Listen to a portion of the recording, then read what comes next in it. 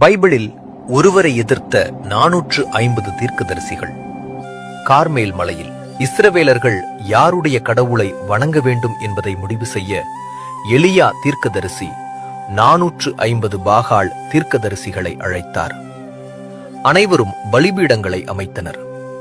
தீ இறங்கி பலியை எரிக்கும் கடவுளே உண்மையானவர் என்றார் எலியா. பாகால் தீர்க்கதரிசிகள் முதலில் ஆரம்பித்தார்கள். அவர்கள் கத்தினார்கள், ஆடினார்கள், உடலை கீறிக்கொண்டார்கள். ஆனால் பாகால் கேட்கவில்லை. பலிபீடத்தின் மீது தீ வரவில்லை. அடுத்தது எலியாவின் முறை. அவர் பலிபீடத்தைச் சுற்றி 3 முறை தண்ணீரால் நிரப்பச் சொன்னார். எல்லாம் நனைந்தது. பிறகு எலியா ஒரு சிறிய ஜெபம் செய்தார்.